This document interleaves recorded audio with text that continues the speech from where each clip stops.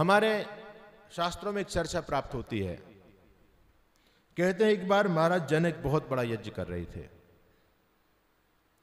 उस समय भारतवर्ष के जो भी प्रतिष्ठित ऋषि महर्षि विद्वान थे सबको आमंत्रित किया।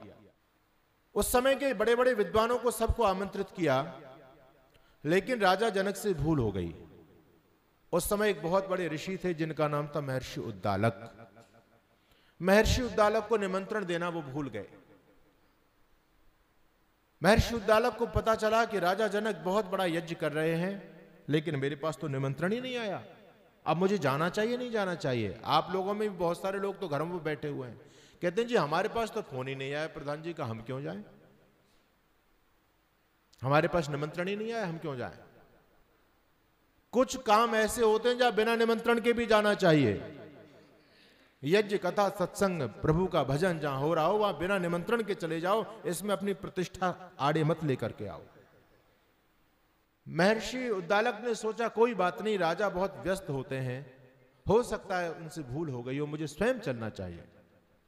महर्षि उद्दालक राजा जनक के दरबार में पहुंचे। राजा जनक सिंहासन पर बैठे हुए हैं और जैसे ही महर्षि उद्दालक को राजा जनक ने देखा तो ओहो, राजा जनक को एकदम याद आया, अरे तेरे से तो बड़ा पाप हो गया, भूल हो गई, तू महर्षि उद्दालक को निमंत्रण देना ही भूल गया। लेकिन महर्षि बड़े उदार हैं जो बिना निमंत्रण के चले आए। राजा ने सिंहासन से उतर के चरण वंदना की, महर्षि का आशीर्वाद लिया और क्षमा याचना की।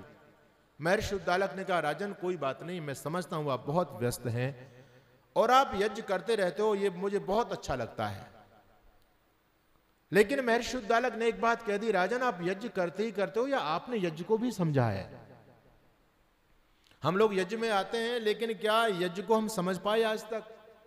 तो महर्षि उद्दालक कहते हैं राजा जनक आप यज्ञ तो बड़े बड़े कराते हो, लेकिन क्या यज्ञ को आपने समझा है? तो राजा जनक कहते हैं महर्षि यदि मैं नहीं समझता तो मैं क्यों करता फिर यज्ञ? तो महर्षि उद्दालक कहते हैं अच्छा समझे हो तो मुझे बताओ, मेरे प्रश्नों का जवाब दो।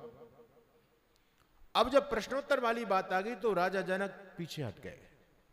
वैसे राजा जनक बहुत बड़े विद्वान थे, ऋषि कोटि के थे, लेकिन एक गरिमा है, एक क्षत्रिय सिंहासन पर बैठा हुआ राजा क्षत्रिय होता है और वो ऋषि हैं, वो ब्राह्मण कोटि के क्षत्रिय, उनके सामने कैसे उनके प्रश्नों का जवाब देगा? राजा जनक एक शिष्टाचार के नाते पीछे हट गए और हाथ जोड़ करके कहने लगे प्रभु मैं भला आपके प्रश्नों का कैसे जवाब दे पाऊंगा? तो महर्षि उद्दालक ने कहा आप मेरे प्रश्नों का जवाब नहीं दे सकते तो फिर आपके यज्ञ के जो ब्रह्मा हैं उनको मेरे सामने प्रस्तुत करो, वो मेरे प्रश्नों का जवाब देंगे और उसके बाद आप यज्ञ प्रारंभ करेंगे। महर्षि याज्ञवल्क यज्ञ के ब्रह्मा थे। महर्षि याज्ञवल्क खड़े हो गए और कहने लगे प्रभु पूछो क्या पूछना चाहते हो? तो महर्षि उद्दालक ने 3 प्रश्न किए। पहला प्रश्न है किम स्वित यज्ञस्य आत्मा, इसका मतलब होता है इस यज्ञ की आत्मा क्या है। दूसरा प्रश्न पूछा किम स्वित यज्ञस्य प्राण, यज्ञ का प्राण क्या है। और तीसरा प्रश्न पूछा किम स्वित यज्ञस्य सार, यज्ञ का सार क्या है। हम लोग यज्ञ करते हैं लेकिन यह प्रश्न बहुत महत्वपूर्ण है। पहला प्रश्न है यज्ञ की बोलो आत्मा क्या है, दूसरा प्रश्न क्या है यज्ञ का प्राण क्या, और तीसरा प्रश्न यज्ञ का सार क्या है। अब महर्षि याज्ञवल्क उनके प्रश्नों का उत्तर देते हुए कहते हैं महर्षि सुनो, स्वहा वाड्वै यज्ञस्य आत्मा। आप जब यज्ञ करते हो तो जब मंत्र पूरा होता है और आहुति फेंकते हो तो एक शब्द बार बार रिपीट करते हो, क्या? स्वाहा स्वाहा। तो महर्षि क्या कह रहे हैं स्वहा वाड्वै यज्ञस्य आत्मा, ये जो स्वाहा बोला जाता है यही यज्ञ की आत्मा है। बहुत से ऐसे भी यज्ञ होते हैं जहां वौषट कह करके आहुति छोड़ी जाती है। लोग स्वाहा नहीं बोलते, वो वौषट बोलते हैं। तो वौषट बोलो या स्वाहा बोलो बात एक ही है। तो महर्षि याज्ञवल्क कहते हैं ये जो स्वाहा है ये यज्ञ की आत्मा है, इसको समझो, ये सामान्य बात नहीं है। आप बार बार स्वाहा बोल रहे हो लेकिन स्वाहा को समझा ही नहीं। स्वाहा को समझना चाहते हो तो ऋषि दयानंद की ऋग्वेदादि भाष्य भूमिका को पढ़िए आप। लेकिन ऋषि का अर्थ बड़ा गंभीर है। ऋषि के अर्थ को ही समाहित करते हुए मैं एक छोटी सी बात आपके बीच में कहता हूं। स्वाहा क्या है? स्वाहा के अंदर 3 शब्द हैं, है ना? आधा स है, वाह है और हा है, स्वाहा। अगर आपको स्वाहा को समझना है तो स्वाहा में से स को हटा दो, क्या बचेगा जी? अरे बोलो वाह। ये स्वाहा का पहला अर्थ हुआ। वाह का मतलब समझ में आ रहा है? वाह कब बोला जाता है? हैं? ये जीवन को यज्ञ में बनाने का तरीका मैं आपको बता रहा हूं। आप यज्ञ तो करते हो लेकिन जीवन को भी यज्ञ में बना लो। वाह। जब भी समाज, राष्ट्र, परिवार में कोई अच्छा काम करे तो हमको टांग नहीं खींचनी चाहिए, बल्कि वाह वाह क्या बात है, बहुत अच्छी बात है, व्यक्ति का प्रोत्साहन करना चाहिए। अगर रविवार के दिन श्रीमती जी ने कहा, पतिदेव ने कहा, श्रीमती जी आज तो आर्य समाज में सत्संग है, हमको चलना चाहिए, देवी जी कहती है वाह वाह पतिदेव कमाल कर दिया आपने, तो मेरी मुंह की बात कह दी, जरूर चलेंगे। अरे यज्ञ में तो बाद में आकर के आहुति देंगे, लेकिन यज्ञ का फल पुण्य उनको प्राप्त हो गया। घर परिवार टूटते हैं क्योंकि हमारे अंदर एक कृपणता है, कोई अच्छा काम करता है तो हम वाह भी नहीं कह पाते। ये एक यज्ञ का ही अर्थ है, और ये सामान्य अर्थ नहीं है, ये यज्ञ का आधारभूत अर्थ है। इसको ऋषि यज्ञ की आत्मा बता रहे हैं। लोग कहते हैं कि आज का व्यक्ति अपने दुख से दुखी नहीं है, बल्कि दूसरों के सुख से दुखी है। एक मैं कवि को सुन रहा था, उसने बहुत अच्छी बात कही। वो कहता है, हमारी स्थिति बता रहा है, वो कहता अमेरिका के अंदर लाइट जाती है तो लोग पावर हाउस को फोन करते हैं, भैया लाइट चलेगी, क्या बात है। जापान के अंदर लाइट जाती है तो लोग एकदम अपना स्विच देखते हैं, अरे कुछ गड़बड़ तो नहीं हो गई। और भारत में लाइट जाती है तो लोग पड़ोस में झांकते हैं, बोले इसकी गई या नहीं गई, बोले इसकी गई, अच्छा ठीक है तो सबकी चली गई भैया, आराम से आदमी बैठ जाएगा। ये हमारी मानसिकता बन गई है।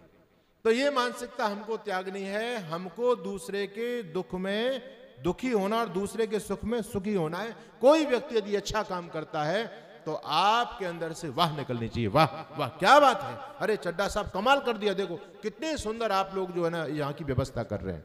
ये एक यज्ञ का ही पार्ट है, इसको कहते हैं यज्ञ में जीवन। दूसरा अर्थ, स्वाहा के दो अर्थ हैं। अब तक आपने स्वाहा में से स को हटाया तो क्या बचा? वाह। अब वाह में से वाह को हटा दो, अब तो क्या बचेगा? अरे बोलो आहा। वाह में से वाह को हटाए तो बचा आहा। ये स्वाहा का दूसरा अर्थ है। वाह और आहा ये जीवन में होना बहुत जरूरी है। जब भी आप किसी दीन दुखी दरिद्र को देखो, दुखिया को देखो, तो आपकी वाणी से क्या निकलना चाहिए? आह। भूखा प्यासा पड़ा पड़ोसी, तूने रोटी खाई क्या? वो व्यक्ति भी कोई व्यक्ति है।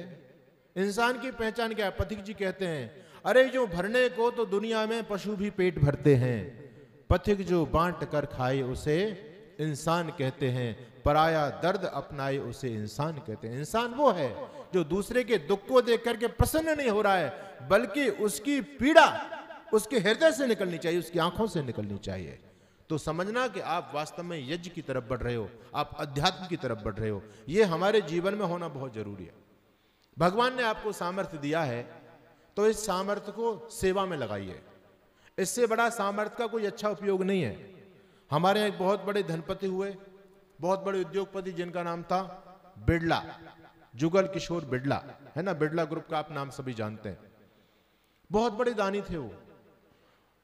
कोई ऐसा शहर नहीं मिलेगा जहां बिड़ला मंदिर ना हो, बिड़ला धर्मशाला ना हो।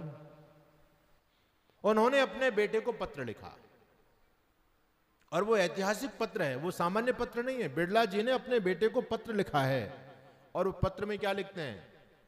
वो अपने बेटे से कहते हैं, बेटा बसंत, ये जो आज भगवान ने हमको सामर्थ्य दिया है, इस सामर्थ्य को तुम अपना मान करके मत बैठ जाना। इस सामर्थ्य को सेवा में लगाते रहना, दीन दुखियों की सेवा में लगाना। और देखो, अपने ऐश आराम में पैसा कम खर्च करना। कितनी बड़ी बात कह रहे हैं। कहते हैं अपनी सुख सुविधाओं में लिमिट में पैसा खर्च करना है, बाकी जो भी पैसा उसको समाज की सेवा में लगाते रहना। आप ऐसा करते रहोगे तो भगवान की कृपा बनी रहेगी। इस धन को कभी अपना मत समझना, ईश्वरीय कार्यों में लगाओ। वेद कहता है, आयु प्राणम प्रजाम पशुम कीर्तिम द्रविणम ब्रह्म वर्चसम मह्यम दत्वा ब्रजत ब्रह्मलोकम। तुम्हारे पास जो कुछ भी है उसको मह्यम दत्वा, मुझे दे दो, ब्रजत ब्रह्मलोकम, और ब्रह्मलोक को प्राप्त हो जाओ। भगवान ने सामर्थ्य दिया तो सामर्थ्य को ईश्वरीय कार्यों में लगाओ। ये है आहा। कहते हैं कि एक था डाकिया, और डाकिया का अब तो काम खत्म हो गया, पहले जमाने की बात है। डाक लेकर के जाते थे, लोग बड़ी प्रतीक्षा करते थे। डाकिया भैया वो साइकिल पर घुमा करते थे, गांव के अंदर एक बुढ़िया माँ रहती थी, एक विधवा माँ रहती थी, बिल्कुल अनाथ, उसकी उम्र काफी हो चुकी थी। डाकिया हर महीने आता है और उसको कुछ पैसा देकर के जाता, मनी ऑर्डर देकर के जाता है। हर महीने का उसका काम था। लेकिन जब वो डाकिया मनी ऑर्डर लेकर के आता तो वो बूढ़ी माँ बार बार उससे कहती, भैया मेरे बेटे से भी 2 बात करा दे, क्योंकि उसका बेटा मनी ऑर्डर भेजा करता था। बेटा रहता था बाहर, वो बुढ़िया गांव में रहती थी। उसके खर्चा के लिए 1000 रुपया महीने उसका बेटा अपनी माँ के पास भेजा करता था। जब भी डाकिया किसी के पास फोन नहीं होते थे तो डाकिया के पास फोन था, वो उसके पीछे पड़ती है कि बेटा एक बार मेरी 2 बात करा दे, 2 बात करा दे। डाकिया कहता है, माँ तू हर बार का तेरा यही ड्रामा है, तू ये नहीं समझती कितना पैसा खर्च होता है फोन में। वो बूढ़ी माँ कहती है, बेटा चिंता मत कर, पैसा जो लगेगा तू, मैं तुझे पैसा दे दूंगी, चिंता क्यों करता है। आखिर वो उसकी बात को मान जाता। बस 2 बात करके वो बुढ़िया संतुष्ट हो जाती। आखिर अब की बार भी डाकिया वो मनी ऑर्डर लेकर के आता है। उस बूढ़ी माँ ने फिर उससे आग्रह किया कि मेरे बेटे से 2 बात तो करा दे कम से कम। आखिर उस डाकिया ने उसको अपना फोन दिया, खुद नंबर लगाया और बूढ़ी माँ ने बात की, बेटा तू कैसा है, बहुत दिन हो गए आया नहीं है। उसने कहा, माँ ठीक है कोई बात नहीं, आ जाऊंगा, अभी मैं बहुत बिजी हूं। इतना कहकर के फोन उसको दे दिया और उस बूढ़ी माँ ने 1000 में से 100 का नोट निकाल करके उस डाकिया को दिया। कहती है, बेटा मैं हर बार तेरे से फोन का आग्रह करती हूं, तू हर बार मेरे बेटे से 2 बात मेरी करा के जाता है, तू कहता है तेरे पैसे खर्च होते हैं, ले 100 रुपये तू भी रख ले। लेकिन उस डाकिया ने कहा, नहीं मां, ये पैसे मैं नहीं रखूंगा, इसको आप ही रखिए। कोई बात नहीं, मेरा पैसा खर्च होता, कोई बात नहीं, मेरी तरफ से आप सेवा मानो उसको, कोई बात नहीं। उस बुढ़िया माँ ने 1000 रुपये अपने हाथ में लिए, वो अपने छप्पर की तरफ, झोंपड़ी की तरफ बढ़ गई।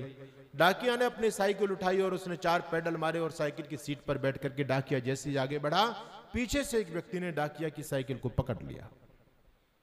डाकिया ने साइकिल रोकी तो पीछे एक व्यक्ति उसके कंधों पर हाथ धर करके खड़ा हुआ है और उसने जैसे ही पीछे घूम करके देखा तो उसका एक मित्र है, उसका साथी है, और उसने कहा उस डाकिया से, अरे रमेश, ये तू क्या करता है, ये पैसे तू किसको दे रहा है।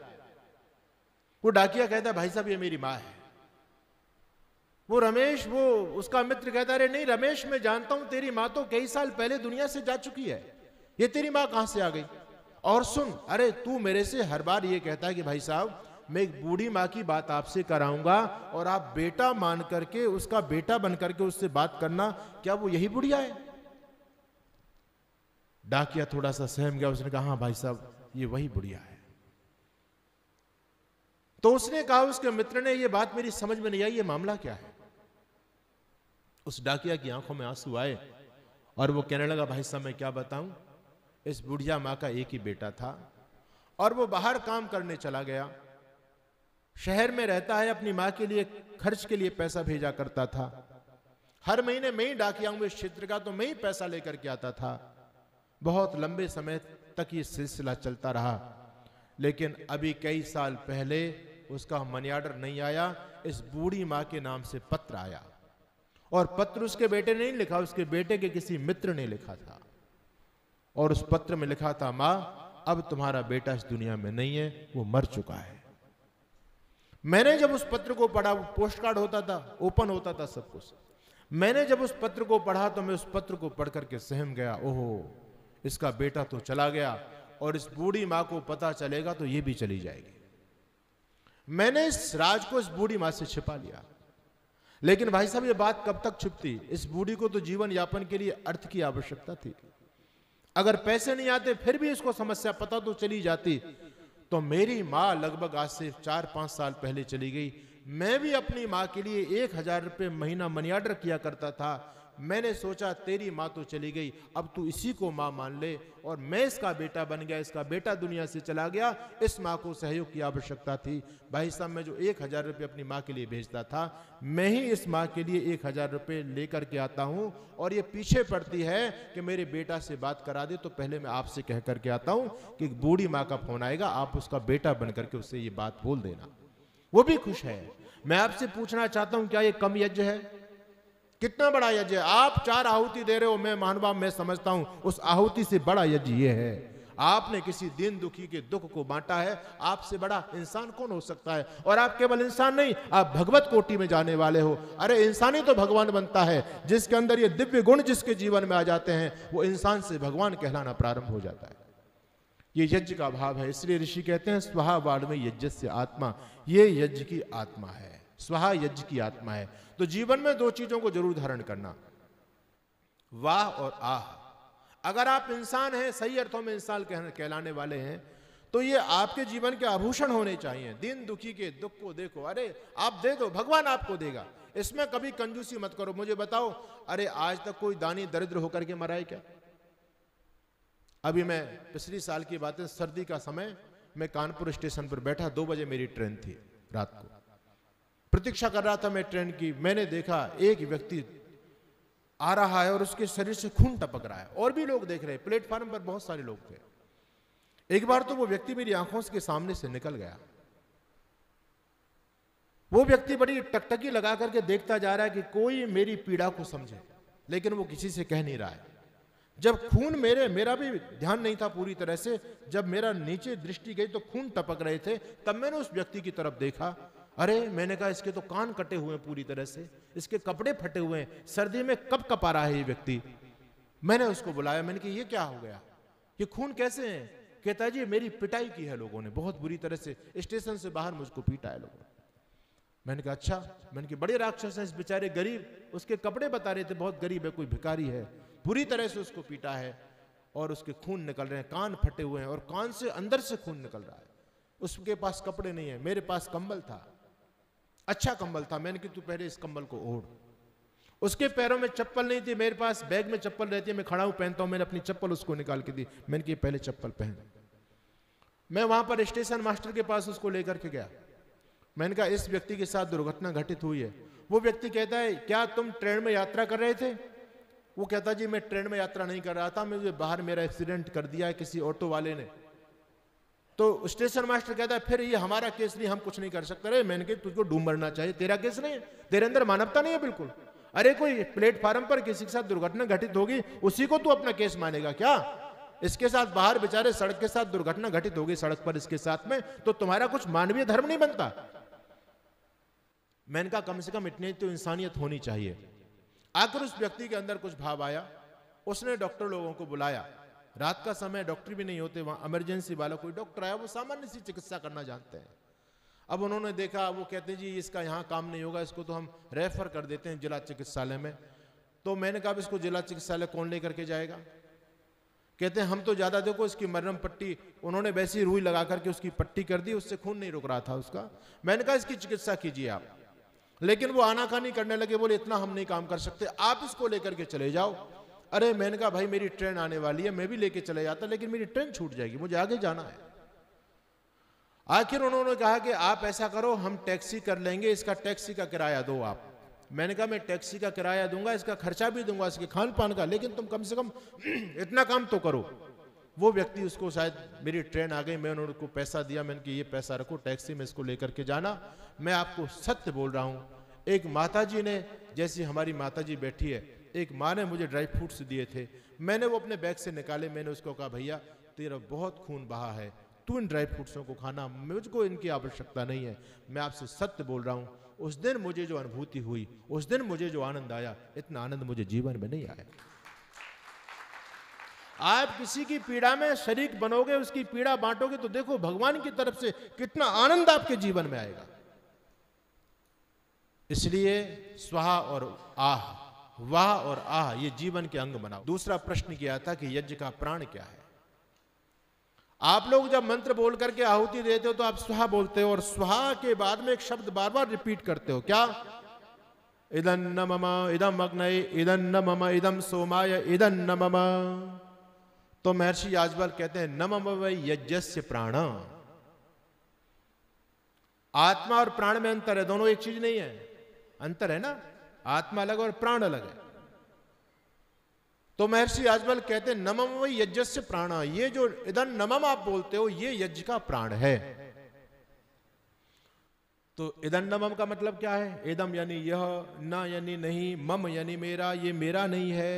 क्या आपका नहीं है? क्यों जी? जो घी सामग्री डाल रहे हो वो? अरे बोलो तो सही। चुटकी भर घी सामग्री डालते समय तो आप बड़े वो बन रहे हो दानी, अरे इदं न मम इदं न मम, मेरा नहीं है। और वो घी सामग्री के बाद भगवान ने जो कुछ भी दिया है वो मम, वो मेरा है। आश्चर्य की बात है, इदन नमम बोलने वाले आर्यों के अंदर ये मम का भाव कहां से आ गया? सोचिए। अरे इदन नमम का सार्थक प्रत्येक में व्यवहार हो, आप लोग बोलते हो। ये इदन नमम केवल चुटकी भर सामग्री डालते समय नहीं है, ये जीवन का भाव होना चाहिए। जीवन के हर क्षेत्र में, जीवन में आप जो भी सुविधाएं भोग रहे हो, धन संपत्ति भगवान ने जो भी कुछ आपको दिया है, सबको भोगते समय ये भाव होना चाहिए, इदन नमम ये मेरा नहीं है, ये मेरा नहीं है। केवल चुटकी भर सामग्री में इदन नमम बोल देना ये कोई बड़ी बात नहीं है। 4 चम्मच घी डालते समय इदन नमम बोल दे तो ये कोई बड़ी बात नहीं है। चिंतन करो, ये वास्तविकता जीवन की सच्चाई है। वेद कहता मां गृध कस्य शुद्ध धनम, ये धन किसका है? किसका है ये धन? हमारा है क्या? हमारा होता तो हमारे साथ जाता। अरे आपका कहां से? मान लो आज आप अरबपति हो, आप करोड़पति हो, आप ये जो संपत्ति आपने पानीपत के अंदर बड़े बड़े प्लॉट आपने बनाए, बड़ी बड़ी फैक्ट्रियां खड़ी कर दी, ये संसाधन आपने जुटाए, ये संसाधन क्या आपने बनाए? ये तो पहले से ही थे, जमीन पहले से ही थी। ये ट्रांसफर होकर के कुछ समय आप लोगों को, मैं तो कहता हूं आदमी इस संसार में केवल चौकीदार है। चौकीदार, आपने बैंक के अंदर देखा एक चौकीदार होता है और वो गन लेकर के बैंक में खड़ा होता है, उसका काम है बैंक की रखवाली करना। और भूल से भी चौकीदार अपने आप को मालिक समझ ले, अरे मैं तो बैंक का मालिक हूं, तो आप क्या कहोगे? आप समझोगे भाई ये पागल हो गया है, अरे ये तो केवल चौकीदार है, ये मालिक कहां से हो गया? ठीक उसी प्रकार से हम भी संसार में चौकीदार हैं। भगवान ने कुछ समय के लिए हमको निगरानी का दायित्व सौंपा है, भैया ये कुछ समय तक तुम्हारे पास रहेगा, अब तुम्हारा दायित्व इसकी रक्षा करो, इसको बढ़ाओ। और आप यदि इसको मान करके बैठ जाओगे, अपना मान करके बैठ जाओगे, ये मामला गड़बड़ है। मां गृध, लोभ मत करो, कस्य सिद्धनम, ये धन किसका है? ये धन किसके पास रहा है, किसके पास रहेगा? और पानी का तो काम है बहना, ये हर हाल बहेगा। और धन निर्धन को दिया नहीं, धर्म का सौदा किया नहीं, ऐसा मानव जीवन में जी करके भी जिया नहीं, वो क्या जीवन है? तो ऋषि कहते हैं नमम यज्ञस्य प्राण, इदन नमम, ये मेरा नहीं है। ये भाव आपके जीवन में हमेशा होना चाहिए, देने का भाव। हमारे हिंदू समाज में कृपणता ज्यादा आ रही है महानुभावों। हमारे शास्त्र ऋषि कहते हैं 10% अपनी आय का दान करना चाहिए। विधर्मी कर रहे हैं, पक्के प्रमाणों के साथ बोलता हूं मैं इस बात को, सब जकात निकाल रहे हैं। क्रिश्चियन लोग कर रहे हैं, देखो कहां से आकर के आपके भाइयों को खूब पैसा बांट रहे हैं, वो अपनी जेब का पैसा खर्च कर रहे हैं। लेकिन ये कंजूसी हमारे यहां आ गई लोगों में, हम दान नहीं देना चाहते। अरे भाई सोचो, चिंतन करो, आज आपकी जो स्थिति है ये आपके पुराने कर्मों के कारण है। पिछले जन्म में आपने जो कुछ दान पुण्य कर लिया, उसका परिणाम भुगतान आज आपके सामने हो गया है। अगर और अच्छा आप खूब बांट के आते, बढ़िया दान पुण्य करके आते, तो आज और किसी स्थिति में होते, बढ़िया स्थिति में होते। अच्छा इतना भी नहीं करके आते तो यहां पर भी नहीं होते और नीचे चले जाते। सीधी सी बात है, बिल्कुल वैदिक सिद्धांत बिल्कुल स्पष्ट है, क्लियर है। जो सरिता सागर मही जाई, यद्यपि तेने कामना नाही। सरिता कहते हैं नदियों को। अच्छा बताओ, नदी अपना पानी किसको देती है? सागर को। समुद्र में जाकर सारी नदी गिर रही है, क्या समुद्र को पानी की आवश्यकता है? वहां तो पहले से पानी भरा पड़ा है। पानी की आवश्यकता गुजरात में, महाराष्ट्र में, राजस्थान में, वहां सूखा पड़ा हुआ, वहां कोई नदी नहीं जा रही, सब यहां से चलती हैं और सागर में गिर जाती हैं। क्यों? एक सिद्धांत जीवन का है, मिलता उसी को है जो देता है। सागर को जल मिल रहा है तो सागर ने जल दिया है। ये नदियों में पानी कहां से आया? अरे सागर से तो गया है भाई, वाष्पीकरण होकर के बादल बने हैं और बादल फिर वर्षा है, बर्फ जमी है, अभी वो बर्फ पिघल पिघल करके नदियों के माध्यम से आ रही है, फिर सागर में जा रही है। तो सीधा सा सिद्धांत है। आज इसलिए हमारे ऋषि कहते हैं जीवन में देने का भाव होना बहुत जरूरी है। मैंने देखा एक व्यक्ति सड़क के किनारे बैठ करके रो रहा है, अपने पेट पकड़ करके रो रहा है। मैंने पूछा क्या परेशानी है? कहता 2 दिन से भूखा हूं, पेट में दर्द हो रहा है, उठा नहीं जा रहा है। ओहो, ये व्यक्ति भूख की वजह से परेशान है, 2 दिन से अन्न नहीं मिला इसको, रो रहा है बेचारा। आगे बढ़े तो एक व्यक्ति, वो भी पेट पकड़ करके बुरी तरह से दहाड़ दहाड़ मार करके रो रहा है। मैंने उससे पूछा क्या बात है भाई, तुम क्यों परेशान हो? कहते ज्यादा खा लिया, पेट में दर्द हो रहा है। वो व्यक्ति भी पेट पकड़ के रो रहा है, ये व्यक्ति भी पेट पकड़ के रो रहा है। बात समझ में नहीं आ रही। अरे भाई, ज्यादा खाने वाले व्यक्ति, यदि तू लिमिट में खाता और ये बेचारा जो भूखा पेट पकड़ के सो रहा है बाकी इसको खिला देता, तो ना तेरे पेट में दर्द होता ना इसके पेट में दर्द होता, तेरा जीवन भी सफल हो गया हो। ये वैदिक संस्कृति है। यत्र विश्वम भवत्येक नीडम, सारा संसार हमारा एक परिवार है, सबका ख्याल हमको रखना है। इसलिए देखो, मैं आपसे एक बात कहता हूं, ये अभिलाषाएं, इच्छाएं किसी की पूरी नहीं हुई। दुनिया में किसी की हो गई क्या? बताओ। आप अपने जीवन यात्रा का आकलन करो, आप कहां थे शुरुआत में और आज कहां पहुंच गए। अच्छा, जब आपके पास में स्कूटर नहीं था तो आप चाहते थे एक बार स्कूटर आ जाए, बड़े जीवन में आनंद आ जाएगा। आज भगवान ने कार दे दी, अब कार भी आपके पास, अब ओडी की इच्छा हो रही होगी, अब की बार ओडी लेनी है, मर्सिडीज लेनी है, BMW लेनी है? अब की बार भाई ये कोठी है, अब की बार इस मॉडल की कोठी बनाएंगे। अच्छे इच्छाओं का कोई अंत है क्या? ये तो बढ़ती चली जा रही है, रोज बढ़ती चली जा रही है। तृष्णा न जीर्णा वयमेव जीर्णा, है ना, भोगा न भुक्ता वयमेव भुक्ता। प्रतिदिन और नई नई चीजें आती हैं हमारे दिमाग में, तो ये तो दिमाग चलता रहेगा, इन चीजों की अभिलाषा होती रहेगी। ऋषि कहते हैं अपने जीवन यापन के लिए जितना आवश्यक है उतना संग्रह करो, और उसके बाद जो कुछ भी है इसको अपना रिजर्व करो, इसको जमा कर दो अपने खाते में। ये वाले बैंक में नहीं, ये वाला बैंक काम नहीं करेगा। एक दूसरा बैंक है, भगवान का बैंक, धर्म का बैंक, पुण्य का बैंक, उसमें आप जमा करोगे। लोग कहते हैं जी व्यक्ति खाली आता है और खाली हाथ जाएगा। मैं कहता हूं गलत बात है। और आप भी देख करके आना, पानीपत में कोई बड़े से बड़ा व्यक्ति जाए तो जाकर के एक बार ट्रायल लेकर के आना, कितना माल साथ लेकर के गया। क्यों जी? देख के आना कभी। कहते लोग कुछ भी साथ लेकर के नहीं जाते, सब छोड़ जाते हैं। मेरे पास एक फॉर्मूला है, यदि आप चाहो तो दुनिया से बहुत माल लेकर के जा सकते हो। तरीका है, आप कहो तो बता दूं, और तरीका बड़ा कारगर है। एक बार एक सेठ जी ने सोचा, बोले यार मेरे पास इतना धन संपत्ति है और कहते हैं लोग साथ लेके कुछ नहीं जा पाते, और मेरा फिर फायदा क्या इसको कमाने का, मेरे साथ नहीं जाएगी तो। सेठ जी के दिमाग में आइडिया आया, और सेठ जी का आइडिया आया, वो पुराने जमाने की बात, उसके पास सोने के बहुत सिक्के थे। सेठ जी ने बढ़िया हलवा बनवाया, हलवे के साथ 30-40 सिक्के गड़क लिए। बोले ये तो साथ में जाएंगे मेरे, ये तो मेरे साथ चलेंगे। अब जैसे सेठ जी का अंदर सिक्के गए और अंदर का सिस्टम ध्वस्त हो गया पूरा। अब सेठ जी को लेकर के लोग डॉक्टरों के पास दौड़े, और वो डॉक्टर तक नहीं पहुंच पाए, राम नाम सत्य हो गया। बच्चों ने जाकर के बड़े हताश निराश होकर के अंत्येष्टि कर्म किया। तीसरे दिन अस्थि चयन के लिए गए तो वो सारे के सिक्के वहीं पड़े मिले। सेठ जी वो भी नहीं लेकर के गए, वहीं छोड़ गए सब संस्थान में। एक तरीका है ले जाने का, एक तरीका ऋषि बता रहे हैं, और तरीका ये, आप सभी विदेशों में जाते हैं। अच्छा बताओ, जब विदेश जाते हो तो क्या आपका ये भारत का धन वहां काम आता है? ये पैसा चलता है? क्यों जी राजेश जी, ये पैसा चलता है?